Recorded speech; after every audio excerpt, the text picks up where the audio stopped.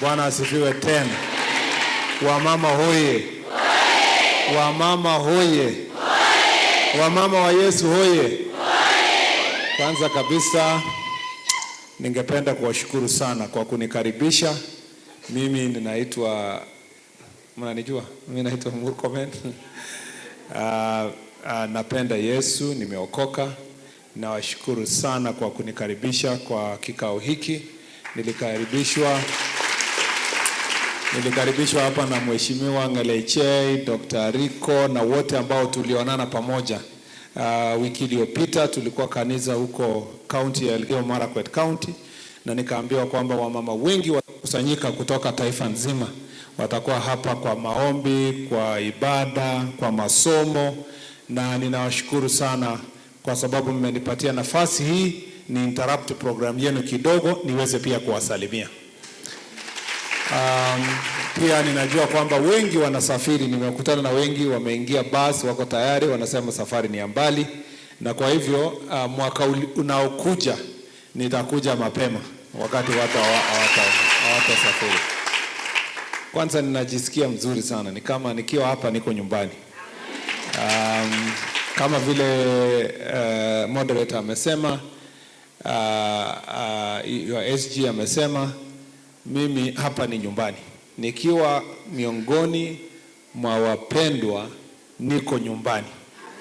Kwa sababu mimi ni kijana ya pastor na nililelewa kwa familia wanaomjua Mwenyezi Mungu, na tangu utoto wangu ndio nikapata kuwa penye nilipo ni kwa sababu ya ile maombi ya mama yangu na ile mawaida ya baba. Na kwa hivyo nikiwa hapa ninawajua sana, kwa sababu hata mama yangu akienda namna hii ninajua vile nini iliendelea hapa. Ninahisi kidogo nini inaendelea, na nipo nasema kwamba pongezi sana. Ya pili, Biblia inasema kwamba panapo wawili watatu, nani yako miongoni mwao? Mungu wako miongoni mwenu. Na kwa hivyo kama vile mmekusanyika kuja hapa, mmeweka bidii kwa mambo ya imani na kuja pia kubadilishiana mawazo na kupata nafasi ya kushare experiences yenye mnapitia pamoja, ni njia moja ya kuweka kuweka imani yenu iendelee kuwaka kama moto. Na kwa hivyo tukiwa namna hiyo, hii ni njia moja, na hii ni rehearsal. Si namna hiyo? Biblia inasema kwa kitabu kwa Acts chapter 2 verses I think 40 to 47 or thereabout, 42-47, kwamba Wakristo wakati walikuwa pamoja, wana fellowship pamoja, wanagawa everything pamoja, na walikuwa wanajitolea kwa kila kitu yenye wanaleta inatumiwa kwa kazi ya Mwenyezi Mungu.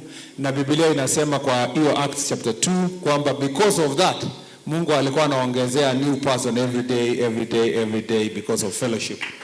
And let me say this, you don't need to preach for people to change their ways.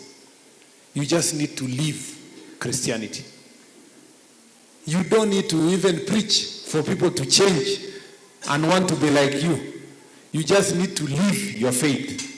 And if you see in that Acts chapter 2, it was the curiosity of the brethren who were first called Christians in Acts chapter 2 that made people watoke nje wakuja waulize, na hii watu wanakaa pamoja, wanakula pamoja, wanauza mali yao, wanagawa, hii mambo yote, who are these people? Na wakati wanakuja kufanya kuuliza who are these people, wanabaki hapo, mmoja anaingia. I must say that if we really have to make Christianity our faith yenye itafanya mabadiliko kwa dunia na kwa nchi yetu, kwa sehemu zenye tunatoka, ya maana zaidi ni kuishi hiyo imani. It's not just to profess, it's just to live that faith. Sijui kama nimesema kitu yenye mnaelewa. Hata Anania na Safira, kwani nini ndio ilifanyika? Because they were in fellowship na kila mtu alikuwa anajitolea. So during fellowship, one of the fellowship meetings, Anania na Safira wakasema kuna shamba tutauza na tutaleta pesa ndio tukue pamoja. Shida tu, makosa yao haiko ati waliuza shamba. Makosa walisema watalete yote na wakalete nusu. That was the only problem. And so I must say that Christians coming together, pulling resources together, pulling our thoughts together makes a big difference. Mimi na nimekuja hapa nikijua kwamba nyinyi ni watu nguzo sana wa mama. Na nataka kusoma tu one verse alafu nimalize. Sorry moderators, I told you lazima nitoke hapa kabla ya 15 minutes to 11 kwa sababu wanajeshi wataanza kufanya practice ya Jamhuri Day na watafunga hanga from 11 up to 1 p.m. Let me read this. Kwa 2 Timothy chapter 1 verse 3 to 5, was it 7 thereabout. Inasema, I thank God whom I serve as my ancestors did with a clear conscience, as night and day I constantly remember you in prayers. Recalling your tears, I long to see you so that I may be filled with joy. I am reminded of your sincere faith, first lived in your grandmother Lois and in your mother Eunice, and I am persuaded now lives in you. For this reason, I remind you to fan into flame the gift of God, which is in you through the laying of your hands. For the Spirit God gave us does not make us timid, but gives us power, love, and self-discipline. So do not be ashamed of the testimony of our Lord, of me in prison. Rather join me in suffering for the gospel by the power of God. And so forth and so forth. Ukisoma hii kitabu ya first, 2 Timothy, you realize two very important people wenye walimenta Timothy. Grandmother yake Lois, wangapi wanaitwa Lois hapa? Na yes, kama grandmother ya Timothy, na mama yake Eunice. And I'm sure kuna ma Eunice hapa. Sindio wengi hapa. If you read this chapter, you realize the power of family fellowship na legacy based faith that is grown kwa familia. Mimi singekuwa mimi kama sio fellowship ya nyumbani. We used to have a small book we used to call for fellowship at every evening. In those who are colleges know ilikuwa inaitwa Nama Kisomo. So you read every day, the Bible in every day. And so as young children, we used to be interested in reading and then explanation, and then you grow your faith. And so the faith that is in me and the leadership that is in me was transferred from my father and my mother for me to be what you have. Nyinyi mmekuja leo hii fellowship hapa. Nyinyi wote ni Lois na nyinyi wote ni Eunice. Yeah. Now challenge yenye ninataka kuwapatia. Wangapi wako 40s? Between 40 and 49. Kama mimi. Yeah, so we are one generation. Wangapi wako 30s? 30s? Anyone to mkono? 30s. Those are the most important generations I want to talk to. Na wangapi wako 70s, 60s, 70s? Mama? Yeah, those are the grandmothers. Our Lois. Now let me start with these of us who are mothers. Tunapoteza the current generation because of absence of family mentorship. Absence of family mentorship. I want to implore on you. Usipende Mungu tu na moto na encouragement ya kutoka fellowship. Najua saa hizi ukienda hii wiki moja ama siku ngapi? Mumewashiwa moto ya imani kabisa. Ukienda nyumbani unachoma watu. Mtoto hata akikonga kikombe hivi unasema shindwe kabisa. Yeah? Kwa sababu umetoka hapo umewekewa imani kali. Lakini kitu ya maana zaidi ni if we as mothers of my generation and the generation below, if we can borrow from the Loises of the previous generation, because tuko hapa sisi wa 30s and 40s kwa sababu wa mama wa 60s and 70s took care of us. They put a lot of effort in family values. I want us to kienda nyumbani. Let us ingrain in our children family values. Ijulikane kwa mama Eunice, kwa mama Lois, kwa mama Jane, kwa mama Zipora, kwa mama Sara, mambo yao inafanywa namna hii. Sometimes kwangu watoto wanafika wanasema, oh, they used to come and tell us, oh, you know, mtupatie simu. Dad, mimi nataka simu. Mimi namwambia hapana, haijafika time ya wewe kushika simu. Anasema lakini so and so ako na simu. Na sisi tuko shule na yeye. Namwambia hiyo ni ya familia yao. Tradition ya kwa Kipchumba, simu haijafika time ya nyinyi kushika simu. And I'm not saying there's anything wrong with simu. In fact, I had to change at some point because the school required them. Now the school, they changed to require them to have a phone, to have a computer, to have all those things. But the thing is that as a family, nyinyi kama wa mama, you must build your family traditions, family faith, family ways. Mtoto wako akikua, they must know kwetu haifai kufanywa namna hii kwa sababu kwetu tumeokoka. Na kwetu tunapanga maneno namna hii. Kwetu tunasalimia watu, my children wakienda kusalimia watu wanashika mkono hivi. Watoto wengine wanaambia kwa nini nyinyi mnashika mkono mbili? Naambia, wanaambia ni mama yetu ndiye alisema ifanywe namna hii. So you must grow that tradition of every family because the challenges we are having today, ndio tamalizia. Challenges tuko nayo saa hizi, drugs, alcohol, pornography, mambo ya goons, mambo ya hii tabia zote. And we are growing a generation that are very defiant because wanareiziwa na internet na simu. Wanapata access to information all over the world. So our children are not the way sisi tulimekuwa raised. But if you have that fellowship at home, and I'm not saying ati ukifanya hivyo mtoto hatakosea.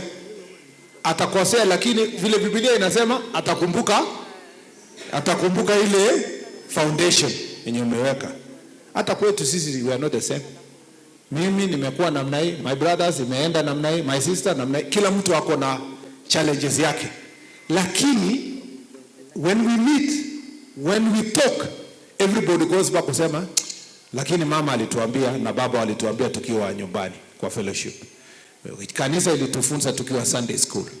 Sisi tunafaa kuwa namna hii. And I really want to encourage wamama wenye wako hapa. Mkienda nyumbani, especially of my generation and below, it is time we invest in our children, invest them in family values, in the way of faith, in traditions that can last forever, and ingrain in them faith that can be inherited for generations.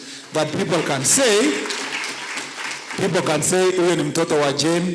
Sunaona huyo mtoto anakaa kama mtoto wa Jane. Huyo ni mtoto ya hiyo familia ya David. Sunaona hiyo familia wanakaa namna hii. Huyo ni mtoto wa familia fulani. Because ile values ingrain kwa our children. I am saying this because just beside being a Christian, I am your cabinet secretary for matter security. And the challenges we are facing with young people are enormous. Ni mingi. Lakini we can solve these problems from the root, and the root is the family. Tuko pamoja? Please, don't hand over your children to teachers. Don't hand over your children to Sunday school. Don't hand over your children to pastor. Take personal responsibility as a parent to make sure that your children grow in the ways of faith. You know? Unajua, again, the last thing, in this generation yetu, kidogo mtoto akisumbua, ashike simu acheze naye. Ndio ukue busy. Si namna hiyo? Ama kwa nyumba tuko wote, kila mtu wako WhatsApp. Tuko mama ako TikTok, watoto wako TikTok. So eventually, children are raising themselves the way they know best using their phones. There is nothing that can replace personal attention to your children. There is nothing that can replace that.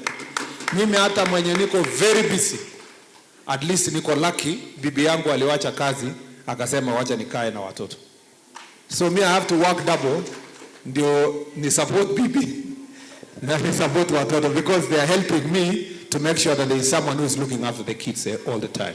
So even you as mothers, create as much time. I know you are busy, nyinyi ni walimu, wengine wanafanya kazi wapi nini, but I really want to say that we want to see more Lois, we must see more Eunice among us, and let us grow Timothys in our republic. Sinamna hiyo? We want to see more Timothys, where now the Pauls, hawa ni kina Paul wako hapa, pastor, reverend, moderator, hawa ni Paul. Hawa ndio sasa wanaenda kutake over. Lakini Paul akienda kukutana na Timothy mtoto yako, akuwa anakutana kama wewe umemsongesha imefika mahali fulani. Sasa Paul akienda kusema anasema, that faith I saw in you, that first started with your grandmother Lois and went to your mother Eunice, and it lives in you. Na akambia uashie moto kabisa isiwahi kuzama. Iendelee kuendelea. The last thing, let's talk to our kids. Write letters to them, like Paul wrote to Timothy. Yeah? May not be a letter, it may be a phone call, it may be something. Squeezy. Sio kama siku zile. When I came to school, my father doesn't even know na mother nilikuja kufanya nini Nairobi. Wanakuleta Nairobi, wanangojea graduation. After 4th year, they know for sure. Mwaka ine ikiisha, tunaenda nini? Na it is true. After 4 years, wakaenda graduation. Lakini siku hizi bado iko namna hiyo kweli? Lazima uulize mtoto exam ilikuwa nini? CAT ilikuwa nini? Hata wazazi siku hizi wameshajua umemaliza, ulifanya hiyo mtihani, umeenda the next class, umefanya nini? Let's make sure that we track the progress of our kids. Let me say this. Usually when they come to college here, na wazazi wamezao hawa, hakuna mtu anaongelesha. Unapata wanaenda parties, wanaenda kukunywa pombe, wanavuta bangi, wanaenda mambo ingine. And then we are losing so many young people kwa either suicide or overdose ya drugs because nobody has been focusing on training what they are doing and so forth. Let us continue tracking our kids, looking their progress, talking to them, asking how they are doing. Tusisahau tuseme ni mtu mkubwa ameenda huko. This is not the generation some of us grew up. It is a generation that needs consistent and constant monitoring. Kwa haya yote nimesema, Mungu awabariki.